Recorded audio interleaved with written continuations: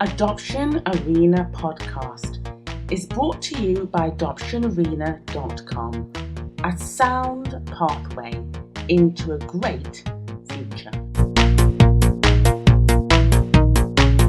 Thank you so much for joining us today on Adoption Arena podcast. We are speaking to Jamie Beadle-Hole, who's the other half of the Daddy and Daddy award-winning blog. Let's just go back to, first of all, look at, people who don't know your blog. You've won so many awards. For example, you awarded the top 25 UK adoption blog, the Brilliance in Blogging winner in 2019, the Online Influence Awards in 2019. You've worked with clients like M&S, Disney, George and eBay. You have over 40,700 followers. Let's just go right back to the beginning. Yeah. Of that moment when you decided you wanted to adopt. Can you take our viewers just very briefly? How did you start this incredible journey that's led to so many followers, so much acclaim, so much passion to get your story out there? Let's start at the beginning. How did it all start? So Tom and I, my fiance Tom and I, met when we were at uni in year 2001, and we've been together for almost 20 years. And after about 10 years together, we'd moved in together, we bought our first house, our relationship developed. But the thing that was missing for us, or the next step for us, was starting a family. So we started talking about starting a family probably in about 2010, after we'd been together almost a decade. And around about that time, we had spent a lot of time with our two little nephews, Samuel and Finley. And Tom's sister Katie had separated from her husband, and she actually moved abroad with her boys, which left basically a two-boy-sized void in Tom and I's life, and we really missed them, although we still keep in touch and see them regularly. So basically we knew we had that kind of dynamic potentially as a family with two children. And so when we started looking into the different routes to becoming a family, adoption really stood out for us, because there were so many sibling groups in the care system who were hard to place with families and waiting for their forever family. So after a little bit of research about adoption, really our decision was made. And we started the adoption process in 2012. And the process in its entirety took about 2 years.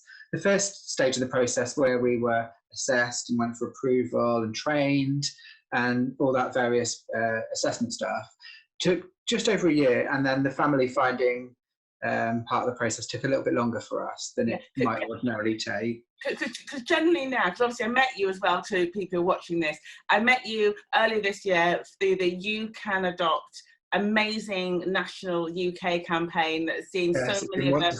It's been really, really wonderful, and you were brought in very much to share your story, because I know that there was the fact that one of the facts that we were all given facts and roles to do, and you were there to support the fact that over a quarter of the LGBT community do not know that they're eligible to adopt. So were you surprised, just to go back to how we met, were you surprised when you actually read that stat, that so many people in that community just don't know?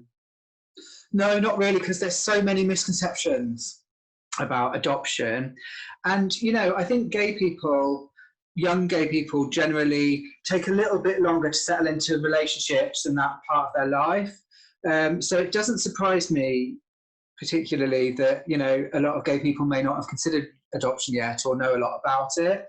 But that was one of our, and always has been really, one of our missions for Tom and I, as we're quite a success story with our children, and we've had a real magical experience of adoption, really. That's to get the message out to the LGBT community that it is a really fantastic way to start a family. And you are eligible to start a family via adoption, even if you're single. You don't need a huge amount of money, and all those kind of issues that affect the LGBT community don't necessarily need to be a hurdle in the process of adopting.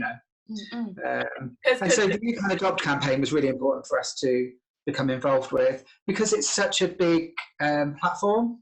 Yeah, it's just been brilliant, hasn't it? Already we know the statistics that interest in adoption is up in some areas 60% in the UK just from this campaign, just from September, which is crazy sort of numbers, which means that that's obviously going to feed into so many more children starting that process.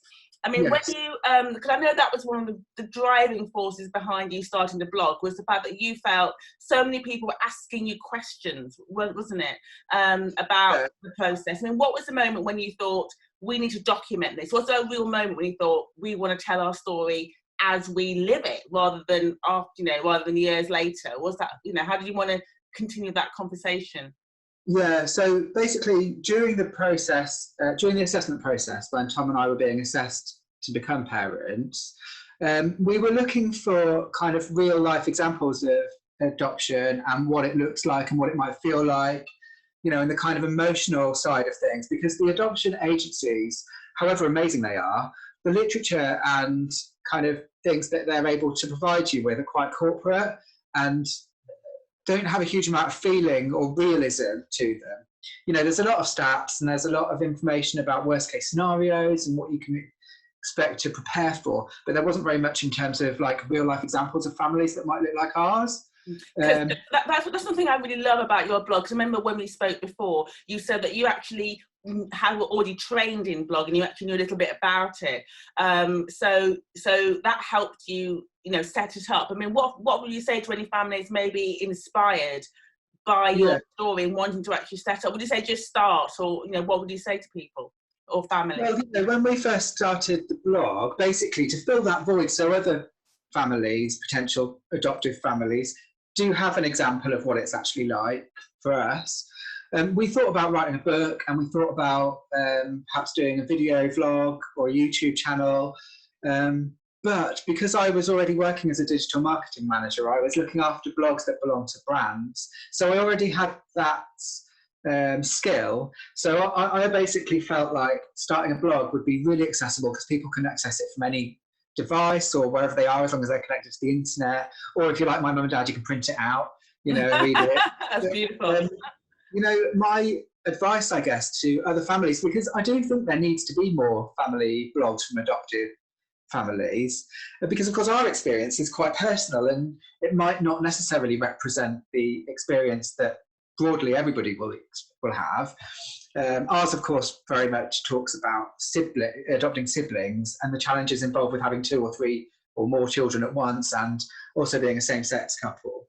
Whereas, we'd love to see more examples of blogs from families of all different colours and sizes and shapes. Yeah, I would say one thing that you did say was that you didn't use your children's names. Exactly. I'll come on to that in a moment. But I guess my advice to a family that wants to start blogging about their experience would be to start really basic. So the Daddy and Dad website, as you see it now, has been through several years of development and investment. But in the very early days, actually, we focused a lot less on the design of it and how it looked, but much more on the content and making sure that it was written and really easy to read and easy to identify with. We basically wanted it to be a really easy read so that other couples or single people who were thinking of adoption could get a really easy feel for how it felt. So I guess my advice to people starting a new blog would be to not focus too much on how it looks, but to really focus on how you are writing and how it will be read by the people. And then, of course, as it becomes popular and you receive comments and followers and readers, that's the stage which you start developing the design and the style of it. But yeah, like you say, we did keep, and we do keep, the children's identity private. So we don't use their real names. When we're out and about, perhaps doing some kind of social media PR event or anything like that, like the filming we did with you, Joy, at the You Can Adopt, we never put any content up live where we are. We like to make sure we schedule stuff, so that our location and whereabouts are secure. And there's quite a few hints and tips like that you can find online for keeping your family safe. But also in the first 3 or 4 years even, we didn't put any family photographs up or pictures of the kids either. We felt like we should probably wait until they grew up and their characteristics changed significantly before we started featuring family photographs on Instagram and stuff. Yeah, which is interesting actually, because it was almost really successful from the beginning, wasn't it? People were so hungry, you know, when we chatted. You said that people jumped on it, and that I think is very much talks about probably the quality of what you were saying, and also just the real time. People want real stories, not a sort of a textbook, highly researched, stereotypical kind of a thing. People want real-time experiences, and that spoke for itself. That's one thing I really like about your blog, is it's lively. You know, if you want to spend time on the page, you can. If you want just a quick 1 minute look, you've got it. It's really lovely and easy to navigate around. We wanted it to read a bit like a Helen Fielding or a Dawn French novel. So and so I basically binged books by female authors before I started writing this blog. That's a great tip. Yeah, what I really wanted people to, I wanted it to have more of an appeal, so that basically the message could reach people necessarily that hadn't considered adoption or even becoming a parent yet. So I wanted the way it read to be really easy to get into and funny. Which is why I don't shy away either from any of the dirty, horrible bits. I keep all the nosebleeds and squabbles and everything in. Just basically because I want it to appeal to a broad audience, and that's what actually it picked up a lot of readers quite quickly, and I just think which I absolutely love, because I think the other thing is let's face it, having children is hard work, isn't it? You know, I mean, I think it was obviously I'm a comedian, and I love the line that Jack D said, at the end of the day, children cost you £20,000 each, and they slag you up at parties after the age of 18. That's the deal. You know, it's gonna be warts and all. And as you said, not every single issue is an adoption-based issue. Sometimes they're just kids being kids, and that's what I really love, is you haven't tried to sort of make it all about the traumatic, even though they did go through a lot of experiences, obviously, as all adoptions do. All children will have things from their other existence and other lives, but you very much incorporated that and still enjoyed that whole parenthood mix of just, of the impact, as I said, of not, of these, suddenly these children arrive and you've now got to become parents. So it's really important, and I like that very much. Thank you. So is there anything that you wouldn't talk about on your blog? Anything that you think we will never discuss? Obviously the identities, but have you ever been asked to just say, have you ever been asked by an interviewer, obviously I'm not going to do it, but anything you think, I'm really not, that's taboo, we're not going to talk about that? Yes, there is. And basically anything that, any memories or experiences that belong to the children before they were placed with us, that's their information for them, that's their story for them to keep and to share. So we don't tend to talk at all about the boys' beginnings, about where they came from or their experiences in the foster care system and beyond. We generally speak about the experiences we've had with the boys from day one when they moved in, but we also talk at length about the adoption process. Basically, Tom and I talk about our experience and not necessarily the children. That's not to say we don't talk briefly about things like their earliest memories and keeping their sort of heritage alive, and talking to them about their beginnings. That's something that we do mention and discuss, but it's more kind of conceptual in that we believe that the children should be proud of their adopted heritage. So, but yes, we don't tend to talk about the kids' background in detail at all. So we start the blog basically on day one. So meeting the boys in their foster care setting, sitting around the table with them, playing with their toys, and introducing ourselves to them. And then really the blog just continues from there. And we, account our experiences. And it's really good for us to read back on as well, because life is just such a whirlwind that it's so easy to forget where we came from and how our family sort of has developed. Which I absolutely love. Isn't it? I absolutely love that. That it's also sort of a way of sort of documenting your journey, so you can look back and go, you know what, that was a problem then, but now we've overcome that as a family, and then we're moving into new phases, new experiences, new horizons, and that's something I think is really important. Because even as I said, even if you start a blog just for yourself and maybe for a few family members, you've got these very early journey steps down while it's fresh, rather than having to then think, okay, 10 years later, let's go back. So that could be quite useful to somebody watching if they want to just start it for friends and family. Yeah, and also particularly thinking about adoption blogs. Adoption is a really, really, really overwhelming process for a person to go through. And I'm not saying that in like a really scary sense. It's just probably the biggest thing you'll ever do. And so to have the ability to write it all down as you go along is really therapeutic. And, you know, I think it's rescued me from several sleepless nights. The fact that I'd sat there with a glass of wine in the evening and actually typed it all out. And I would recommend it, you know, blogging even if you're new to writing, which I wasn't thankfully, but even if you're new to writing, there's no expectations of a blogger. And in fact, I think some of the best blogs I've ever read are from real humble people that don't write for a living, because you get a real sense that they're laying their lives bare for you to read.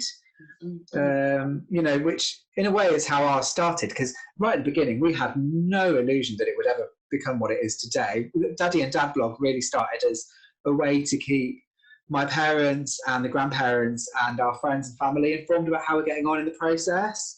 But of course, because there was this huge void of information like it out there, it grew a big audience quite fast. What would you say to young people adopting as well? Because we know that, you know, I know you were quite sort of, I think you said you were in the early 30s when you decided to adopt. Why do you think not more young couples are adopting? I mean, I know you briefly said about, you know, the gay community, but why generally do you think more young people aren't getting involved with adoption who are in a couple? Well, I guess heterosexual couples biologically probably want to have their own children biologically first. I don't suppose they start thinking about adoption if there's that feeling that they can have biological children themselves. And I'm probably talking about people in their 20s here. But gay couples, I think, looking at the kind of network we have of followers and readers and friends online, I do think there is generally a growing appeal among younger gay couples. And also, you know, the stereotype that gay people are kind of party animals and really enjoy the single life, it's quite an old misconception about what gay people are actually like. And, you know, a lot of LGBTQ younger people, I think, will start becoming adoptive parents a bit sooner. But of course, there is also an expectation that you have a house, or at least a accommodation with a spare bedroom and that kind of thing that I guess you don't necessarily achieve until you're a little bit older. That's very true, especially with house prices and everything, as we know, going up and all the craziness, especially with COVID and all the other things that are going on. Which again is also really interesting as well, because obviously I know COVID has affected you as all families.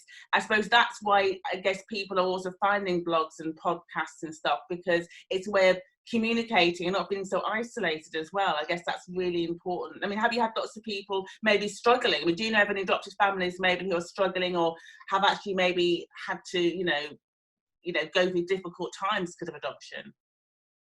Thinking about COVID and this year, particularly with lockdown, I think new adoptive families may be struggling because it's already such a huge change in your life to be placed with children in your home and to be working through all the issues that adopted children arrive with, but then to be sort of housed together in such close proximity without being able to see your network of friends and family must be quite difficult. But I guess because Tom and I have been a family with Lyle and Richard for like 7 years, and we've both worked from home for quite a long time, we actually felt like we coped significantly better than we thought we would do during 2020.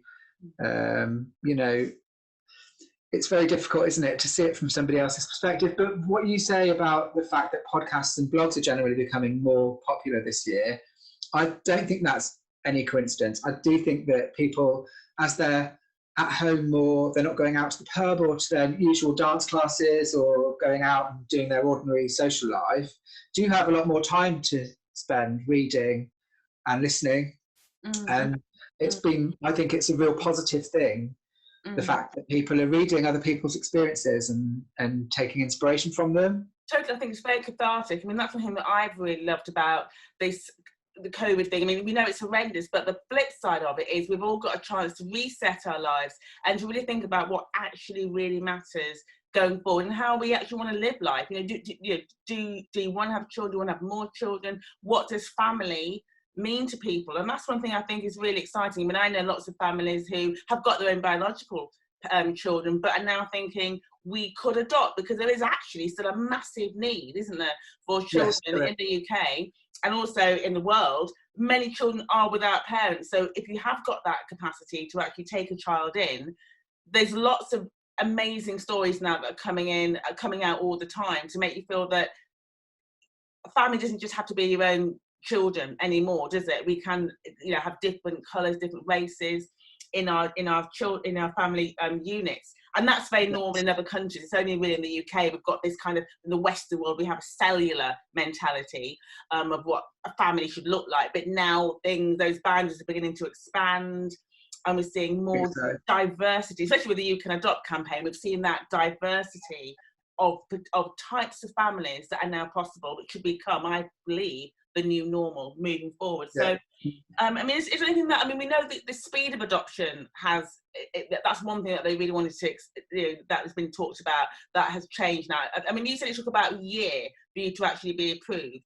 Did you find any of that intrusive? Yeah, well, it's funny because the mindset you have when you enter the process is different to the mindset you have after it.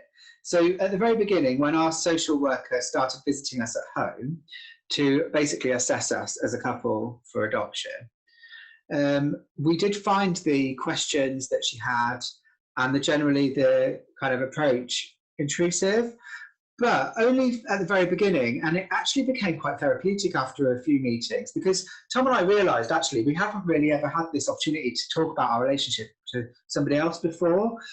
And our social worker was really warm and lovely and really well organised.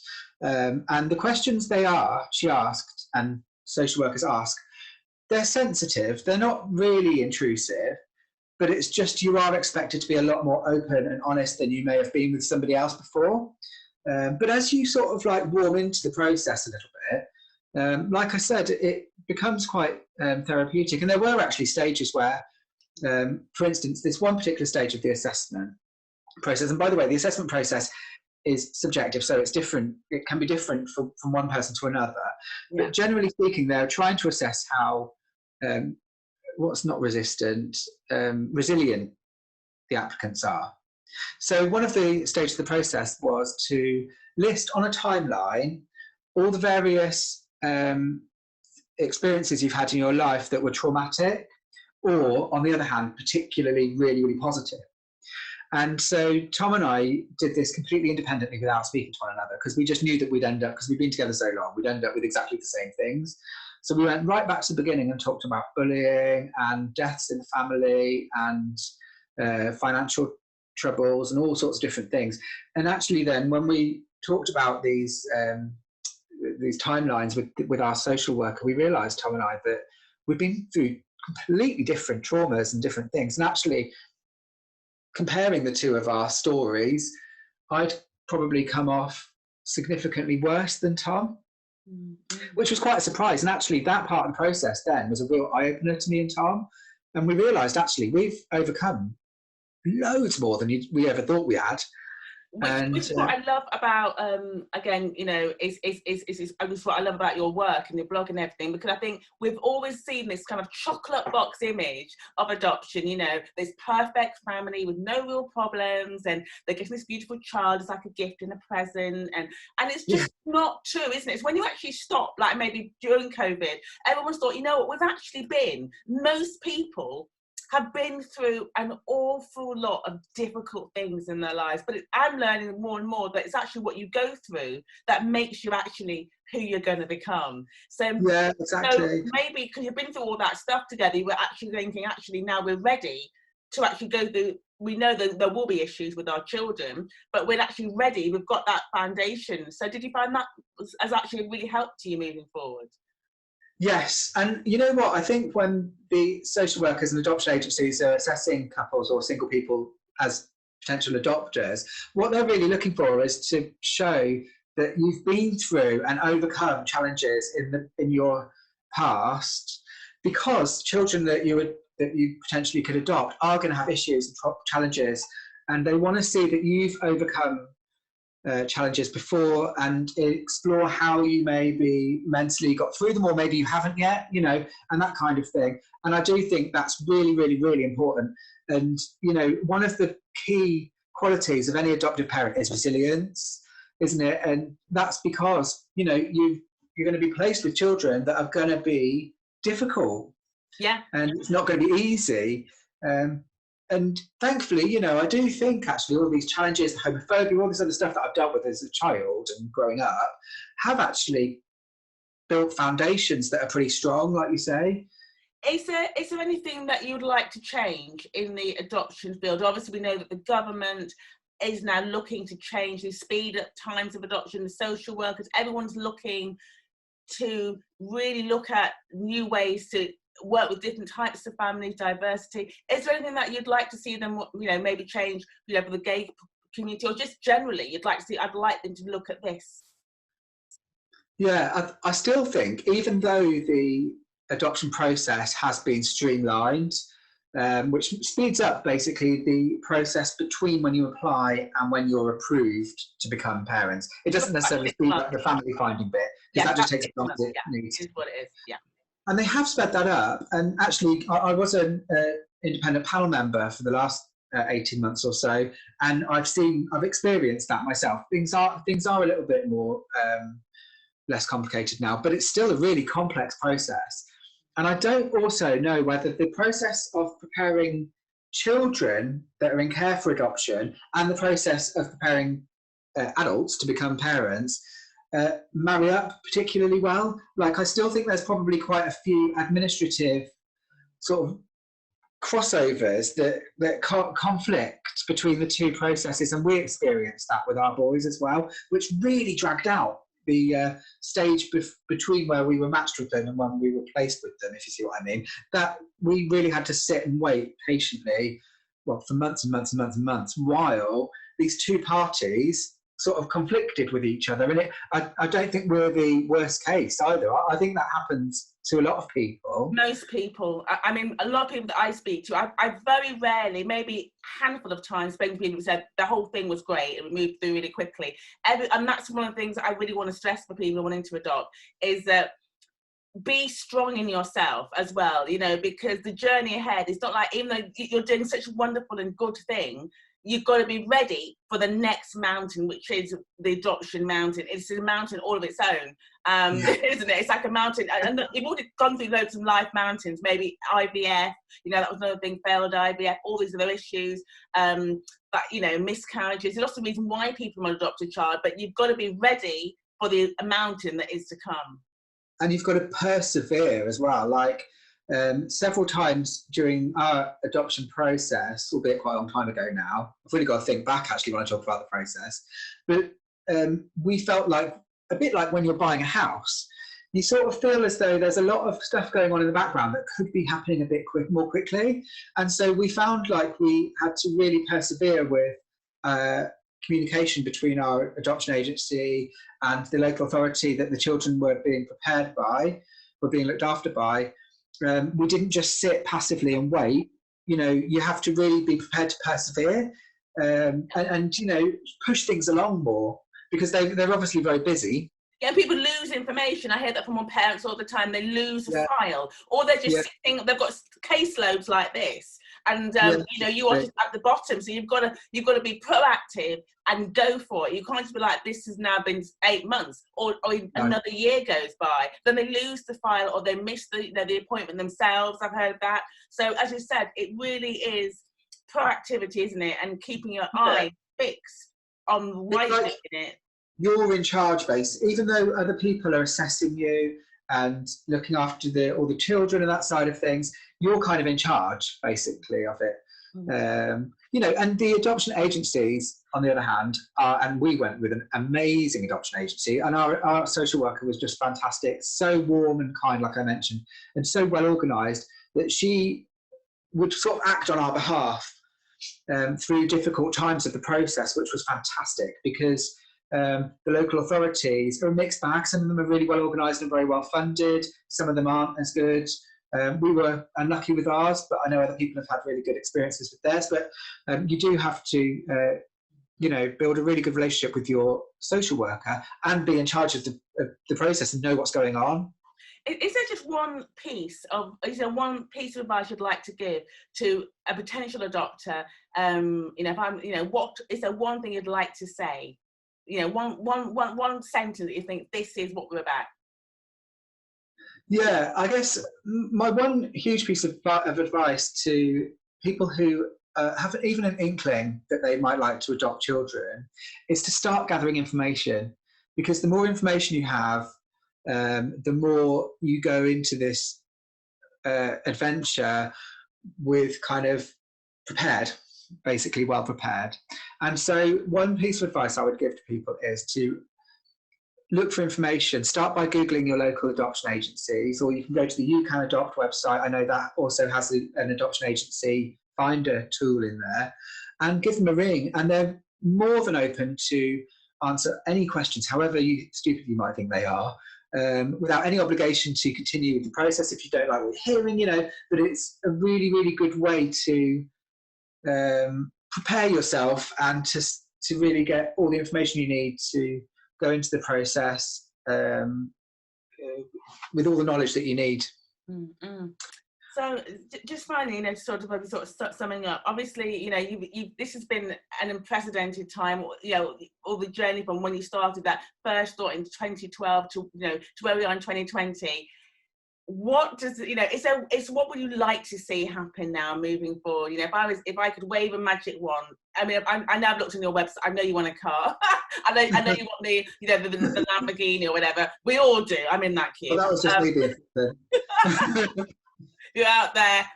We know where that spider car is going. I love those cars. What would you like to see? Is it a book? Obviously, it's a film. Is there something which you really feel you'd like to achieve or do?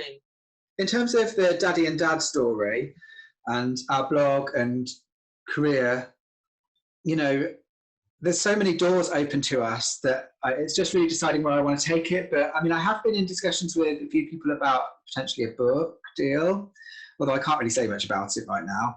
And it would be lovely to get the story out anyway, really, on any channel, but a film would be amazing. Of course, it's all hypothetical right now. I'm going to continue the blog in the meantime, because it's just something that I enjoy, and not to mention it's my full-time job as well. In terms of our family and the immediate future, we adopted the boys while we're living here in our current family home, which basically Tom and I bought when we were about 25. Mm-hmm. And so we're breaking through the walls because it's not big enough. And the kids are huge now. They're growing at such a pace. So we're moving house, which is a really, really big deal for the kids, of course, because it's going to be the first time they've moved with a family.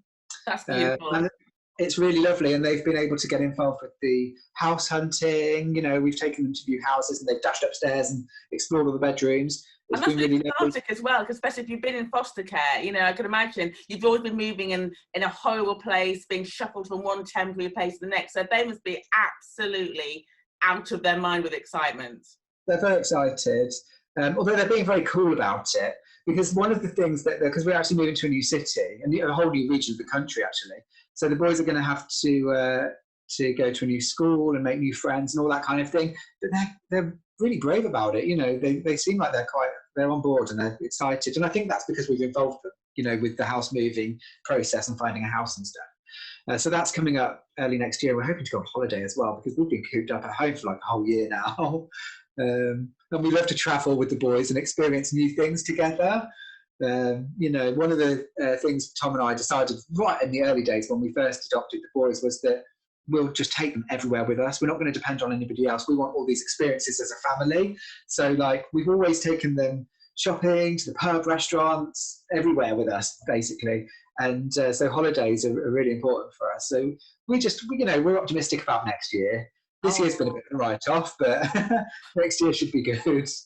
Listen, I know whatever you do is just going to be amazing, because you have to sort of make your own fun. I'm a big believer in make your own joy, and you can get through anything, and that's why I love you guys, because being in a forever family is what you need. But no matter what's going on around you, if you've got that hope and that joy and that passion at home, you can just conquer no matter what storms are riding. And that's why I know adoption works, you know adoption works, and you know your children are going to get those difficulties, and also just the joy of being in a family and as they develop. So I just want to say thank you so much for taking the time. Is there anything else you'd like to add to say or before we wrap it up? No, just thank you ever so much for having me. This has been really lovely to chat to you.